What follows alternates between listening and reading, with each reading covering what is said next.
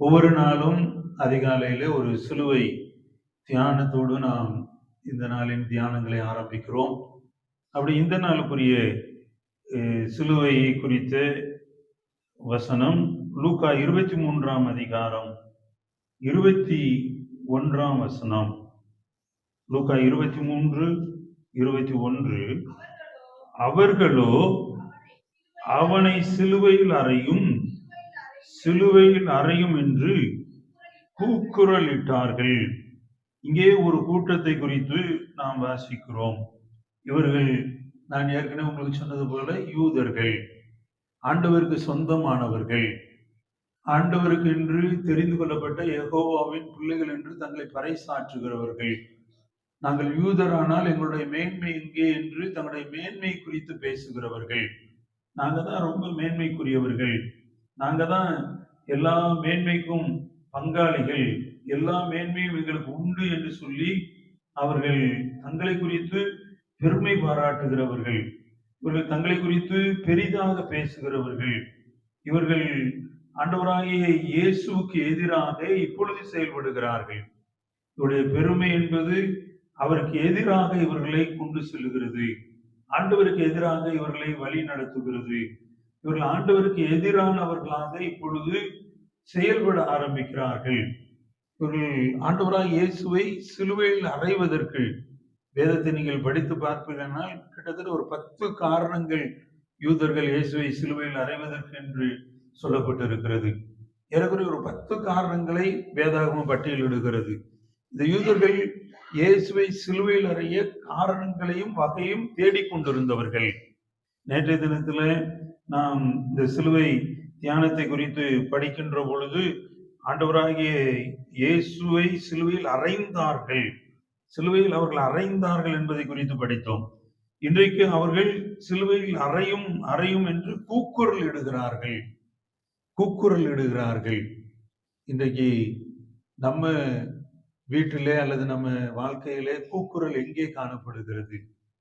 நிறைய நேரம் நம்ம வீட்டுல கூக்குரலின் சத்தம் தானே கேட்கப்படுது. கூக்குரலின் சத்தம். கூக்குரல் இட்டார்களாம். எங்கே வந்து கூக்குரல் இட்டார்கள்? பிலாத்துவின் அரண்மனையில வந்து கூக்குரல் இடுகிறார்கள். அவனை சிலுவையில் அறையும்.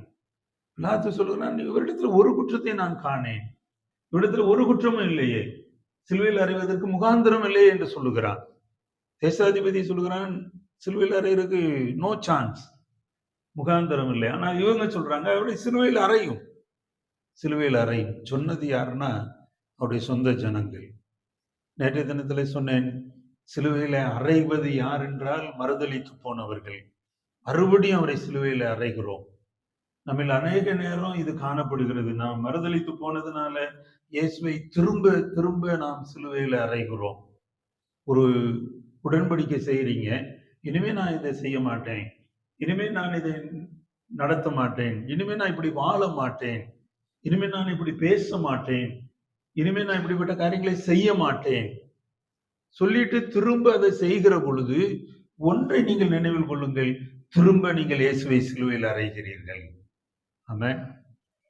மறுபடியும் அவரை சிலுவையில் அறைகிற கூட்டமாக நீங்கள் மாறிவிடுகிறீர்கள்.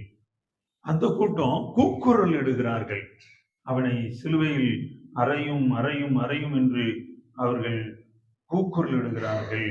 அப்ப அந்த 22ஆம் வசனத்தை வாசி பார்த்தீங்கன்னா, லூக்கா 23:22, அவன் 3ஆம் தரம் அவர்களை நோக்கி, ஏன் இவன் என்ன பொல்லாப்பு செய்தான்?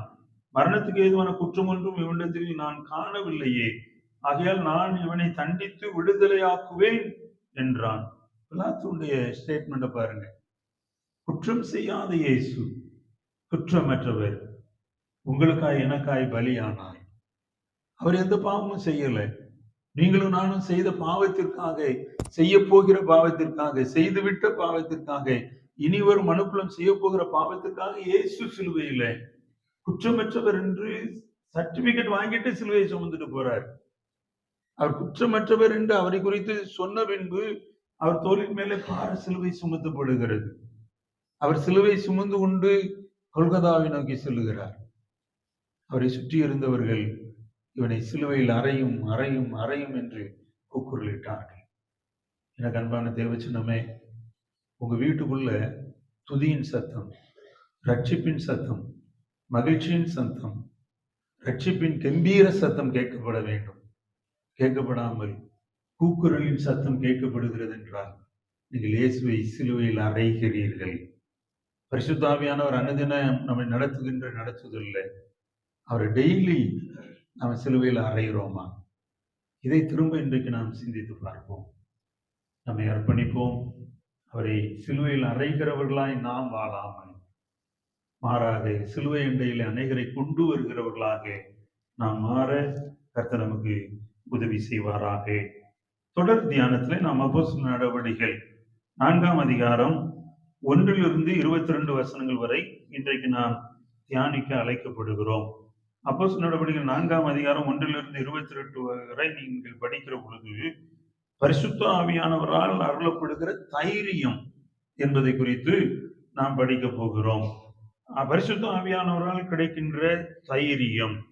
இங்கே ஊழியம் செய்யும்படி பேதுருவும் யோவானும் கடந்து செல்கிறார்கள்.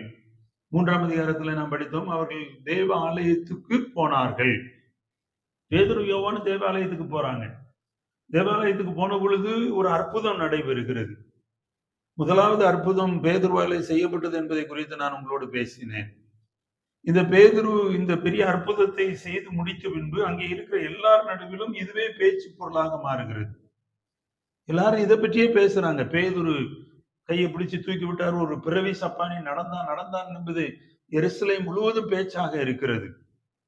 இப்படி பேச்சாக இது ஆனவுடனே இந்த 4ஆம் அதிகாரம் 1 வசனத்தில் நாம் படிப்போம் என்றால், அவர்கள் ஜனங்களுடனே பேசிக் கொண்டிருக்கையில் ஆசாரியர்களும் தேவாலயத்து சேனை தலைவனும் சதுசேயரும் அவர்களிடத்தில் வந்து அவர் ஜனங்களுக்கு உபதேசிக்கிறதினாலும் இயேசுவை முன்னிட்டு மரித்தோரிலிருந்து உயிர்த்தெழுதலை பிரசங்கிக்கிறதுனாலும் சினங்கொண்டு, பாருங்க, உயிர்த்தெழுதலை பற்றி இவங்க பேசுறதுனால கோபம் வருது.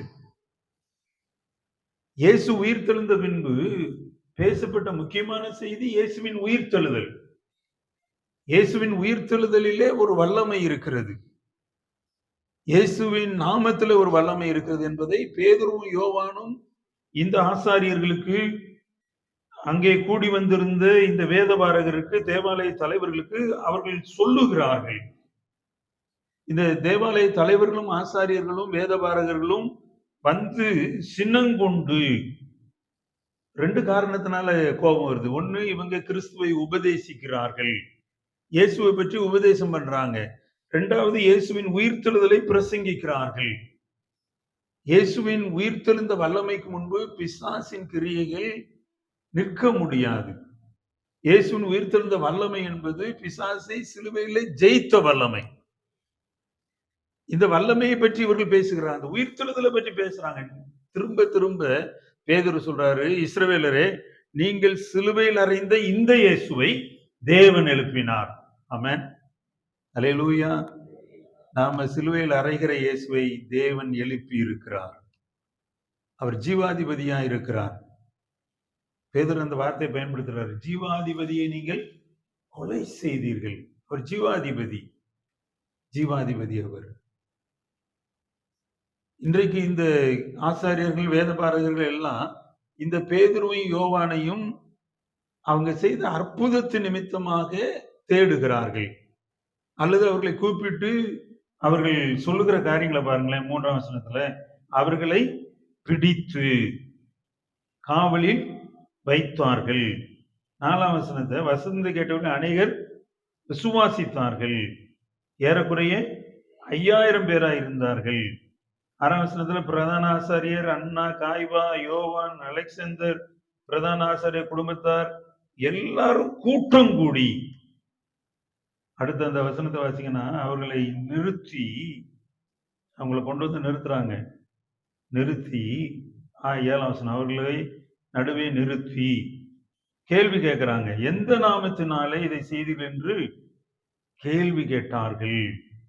பாருங்க, இங்க நடைபெறுகிற காரியம் ஒரு தெய்வீக சுகம், ஒரு சர்வாங்க சுகம் உண்டாகி இருக்கிறது. நேற்றைய தினத்தில் ஒருவர் என்னை கேட்டார்கள், சர்வாங்க சுகம் என்றால் என்ன என்பதை நீங்க சொல்லலையே. அந்த வார்த்தையிலே இருக்கு, சர்வ அங்கம் சுகம். நம்முடைய சரீரத்திற்கு அனைத்து அங்கங்களும் சுகம் பெறுவது. நான் அடிக்கடி ஒரு வார்த்தையை பயன்படுத்துவேன், தெய்வீக சுகம். தெய்வீக சுகம் என்பது உங்களுடைய ஆவி, ஆத்மா, சரீரத்துல கிடைக்கிற சுகம். இப்ப நீங்க தலைவலின்னு போனீங்கன்னா, தலைவலிக்கு ஒரு டாக்டர் ஒரு மாத்திரைய, ஜுரம்னு போனா ஒரு ஊசியை போட்டா சுகமாகிறது. அந்த சுகம் ஒரு மருத்துவரிடத்திலிருந்து கிடைக்கிற சுகம்.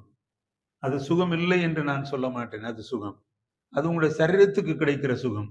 அந்த மருத்துவரால உங்களுடைய ஆவிக்கு, உங்களுடைய ஆத்மாவுக்கு மருந்து என்ன பண்ண முடியாது? கொடுக்கவே முடியாது.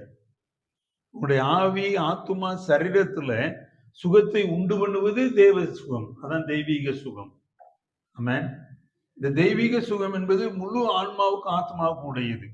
நேற்றைய தினத்தில் நாம் படித்தோம் சர்வாங்க சுகம். சர்வ அங்கமும் சுகம் பெறுவது.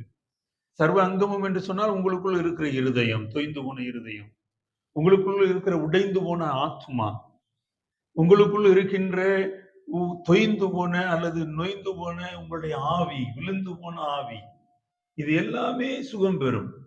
இது எல்லாமே உயிர்த்தெழுதலின் வல்லமையினாலே பலன் பெறும்.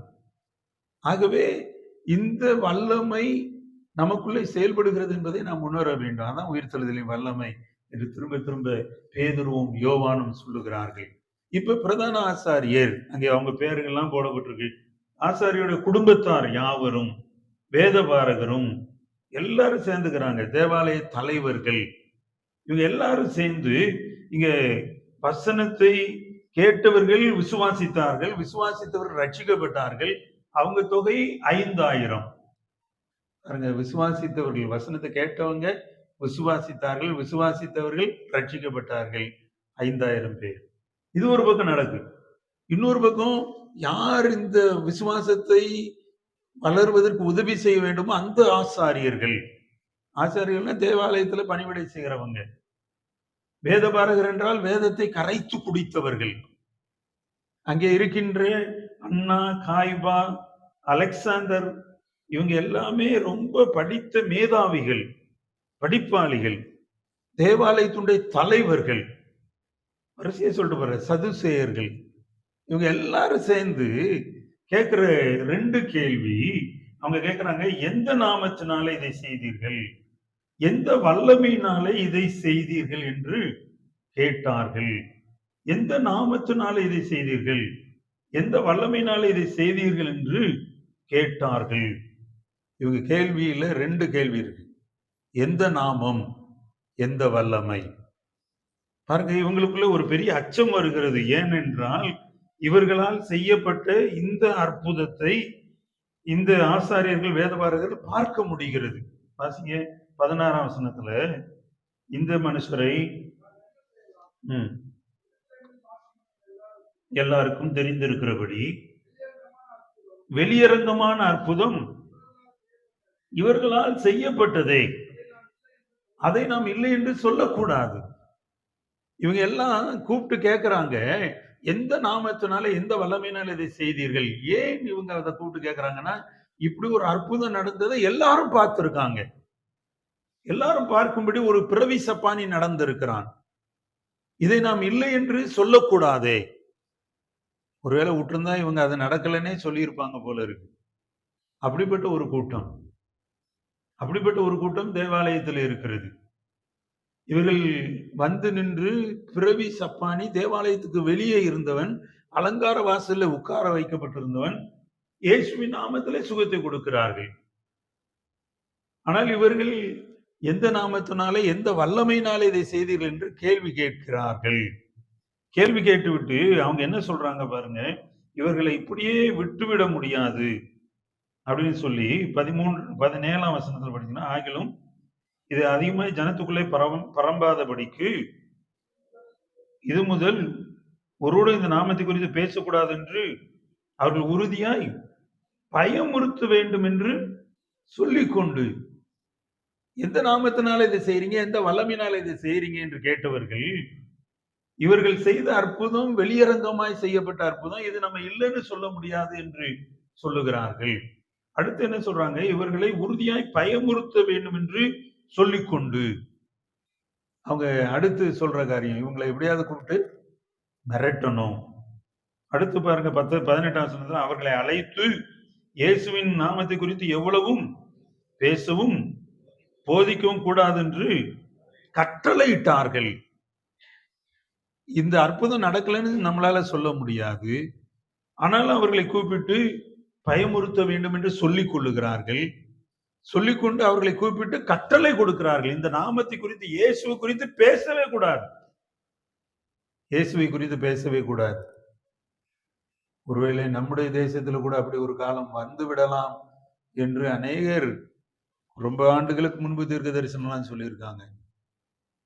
ஆண்டவருடைய நாமத்தை அறிக்கை செய்வதற்கு தடைகள் வரலாம். இங்க இயேசுவை பற்றி சொல்லக்கூடாதுன்னு பேதுருவையும் யோவானையும் கூப்பிட்டு அவர்கள் கட்டளை இடுகிறார்கள். இதுக்கு பேதுருவுடைய பதிலை நாம் கொஞ்சம் பார்க்க வேண்டும். பேதுருவும் யோவானும் செயல்படுகிற அவர்களுடைய பதில் 4ஆம் அதிகாரம் 8ஆம் வசனத்தை வாசிங்க. பேதுரு அப்பொழுது பேதுரு பரிசுத்த ஆவியினாலே நிறைந்து அவர்களை நோக்கி, ஜனத்தின் அதிகாரிகளே, இஸ்ரவேலின் மூப்பர்களே, 10ஆம் வசனத்துக்கு வாங்க, உங்களால் சிறுவில் அறையப்பட்டவரும் தேவனால் மரித்தெழுந்து எழுப்பப்பட்டவருமாகிய நசரேயனாகிய இயேசு கிறிஸ்துவின் நாமத்தினாலேயே இவன் உங்களுக்கு முன்பாக சொஸ்தமாய் நிற்கிறான் என்று உங்கள் எல்லாருக்கும் தெரிந்திருக்க கடவது. எந்த நாமத்தினால் இதை செய்கிறீர்கள் என்ற கேள்வி வருகிற பொழுது பேதுரு சொல்லுகிறார், இயேசுவின் நாமத்தினாலேயே, இயேசுவின் நாமத்தினாலேயே இதை நாங்கள் செய்தோம் என்று சொல்லுகிறார்கள். இயேசுவின் நாமத்தினாலேயே. அந்த வசனம் சொல்லுகிறது, உங்களால் சிலுவையில் அறையப்பட்ட தேவனால் எழுப்பப்பட்ட நசரேயனாகிய இயேசு கிறிஸ்துவின் நாமத்தினாலேயே இதை செய்கிறோம். இயேசு கிறிஸ்துவின் நாமம் அது உயர்ந்த நாமம். எல்லா நாமத்துக்கும் உயர்ந்த நாமம் இயேசுவின் நாமம். ஆமென், அல்லேலூயா. மத்தேயு 1ஆம் அதிகாரம் 21ஆம் வசனத்துல நீங்க படிச்சீங்கன்னா, இயேசு என்று பெயரிடுவாயாக, ஏனென்றால் அவர் தமது ஜனத்தை பாவத்திலிருந்து நீக்கி ரட்சிப்பார். அவருக்கு அந்த நாமம் கொடுக்கப்பட்டதே பாவத்திலிருந்து நீக்கி ரட்சிப்பதற்காக. மத்தேயு 1:21 அப்படி நாம் வாசிக்கிறோம். மத்தேயு 3ஆம் அதிகாரம் அப்போஸ்தலர் 3ஆம் அதிகாரம் 10ஆம் 11ஆம் வசனத்துல நீங்க வாசி பார்த்தீங்கன்னா, இந்த முடவனை சுகப்படுத்தியது இந்த இயேசுவின் நாமம். 10ஆம் வசனத்தை பாருங்க. அலங்கார வாசல் அண்டையிலே பிச்சை கேட்டு உட்கார்ந்திருந்து 11ஆம் வசனம், குணமாக்கப்பட்ட சப்பானி பேதுரும் யோவானை பற்றி கொண்டிருக்கையில், பாருங்க, இவன் குணமாக்கப்பட்டது இந்த இயேசுவின் நாமத்தினாலே. இந்த இயேசுவின் நாமம் மேன்மையான நாமம், பாவத்திலிருந்து மக்களை விடுவிக்கிற நாமம், சுகப்படுத்துகிற நாமம். இந்த 10ஆம் அதிகாரத்துல, அப்போஸ்தலர் 10ஆம் அதிகாரம் 43ஆம் வசனத்தை வாசி பார்த்தீங்கன்னா, அங்க இன்னொரு காரியம் சொல்றாரு பாருங்க. 10:43. அவன் அவருடைய நாமத்தினாலே பாவ மன்னிப்பை பெறுவான் என்று. பாருங்க, அவருடைய நாமத்தினாலே பாவ மன்னிப்பு, அவருடைய நாமத்தினாலேயே பாவ மன்னிப்பு. இந்த பாவ மன்னிப்பு இயேசுவின் நாமத்துல உண்டாகுது. பாவ மன்னிப்பினாலே தெய்வீக சுகம் வரலாம், பாவ மன்னிப்பினாலே மறுமை வாழ்வு ரட்சிப்பு வரலாம், பாவ மன்னிப்பினாலே உங்களுக்கு ஆசீர்வாதம் வரலாம். இங்க சொல்றாரு இயேசு என்னும் நாமம்.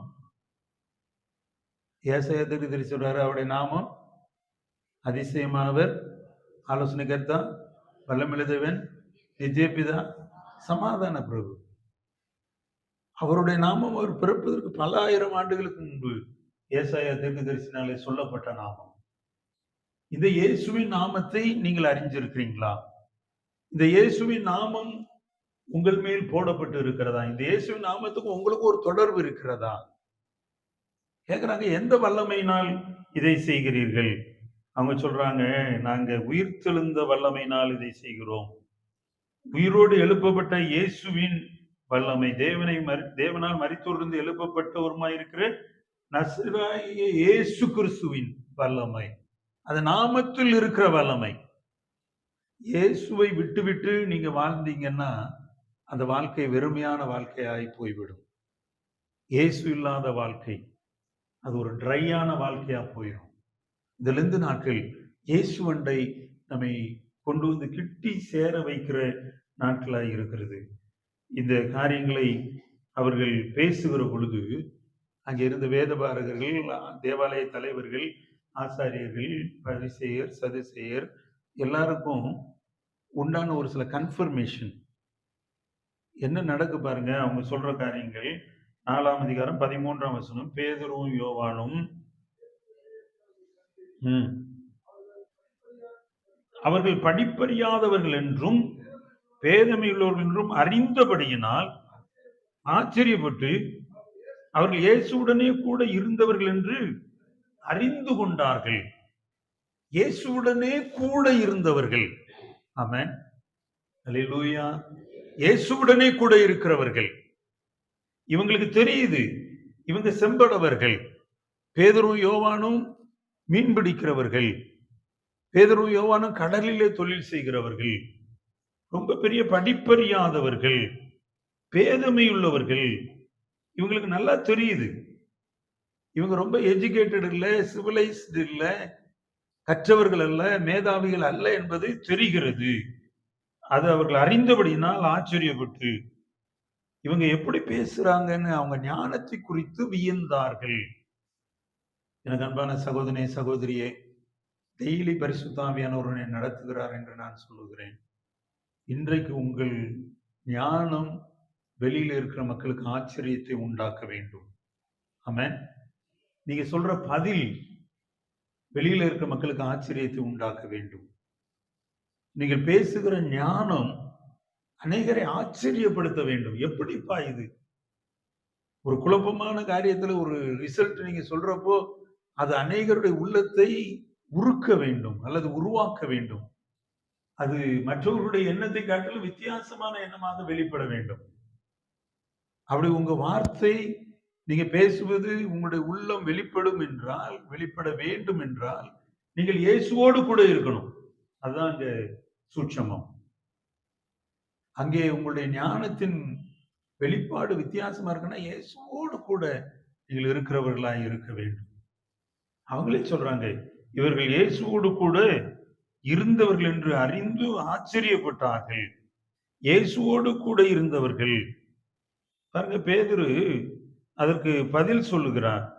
இந்த அற்புதம் நடந்தது எப்படின்னு திரும்ப பேதுரும் யோவானும் பேசுறாங்க. வாசிங்க 19ஆம் வசனம். பேதுரும் யோவானும் அவர்களுக்கு பிரதியுத்தரமாக, தேவனுக்கு கீழ்ப்படுகிறது செவி கொடுக்கிறதை பார்க்கிலும் உங்களுக்கு செவி கொடுக்கிறது நியாயமா இருக்குமோ?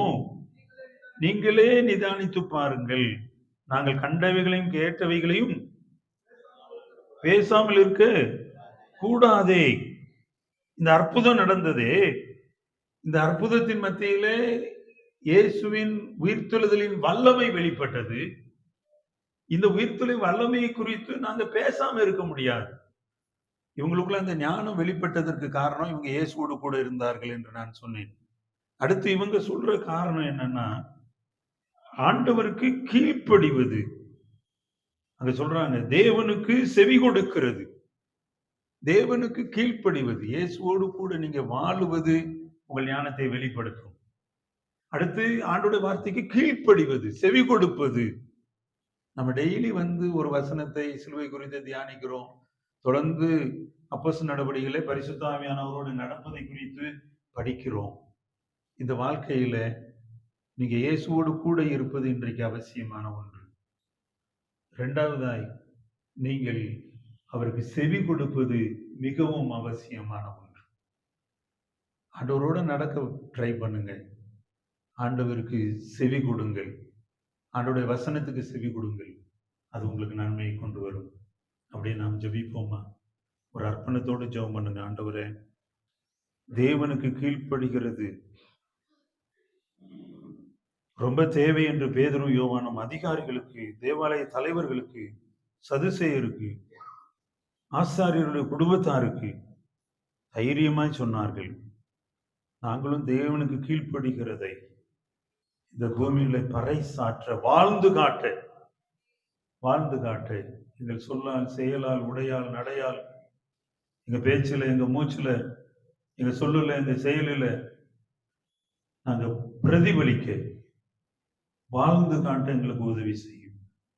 சொல்லுங்க, ஜெபம் பண்ணுங்க. ஆண்டவரே, உம்மோடு கூடவே நான் வாழட்டும், உம்மோடு கூடவே நான் வாழட்டும். ஒப்பு கொடுத்து ஜெபம் பண்ணுவீங்களா? ஒவ்வொரு நாளும் ஒரு ஒப்பு கொடுத்தலோடு, ஒரு அர்ப்பணிப்போடு நாம் ஜெபித்து கடந்து செல்கிறோம். கர்த்தருடைய ஆவியானவர் நம்மை இயக்குகிறவர். இயேசுவின் நாமத்தில் இது சர்வாங்க சுகம். இயேசுவின் உயிர்த்தெழுதலின் வல்லமையில இந்த சர்வாங்க சுகம். இயேசுவின் நாமம் உங்களுக்கு பலத்த துருகம், பாவத்தை போக்கும், பரிசுத்தத்தை அருளும். இந்த இயேசுவின் நாமத்தை அண்டிக் கொண்டவர்களாக இருக்கிறீங்களா? நாமம் விடுதலை தரும் நாமம். இந்த நாமம் வெற்றி தரும் நாமம். இயேசுவை இந்த உலகத்திற்கு ஓடி வர செய்தது இந்த இயேசுவின் அன்பு.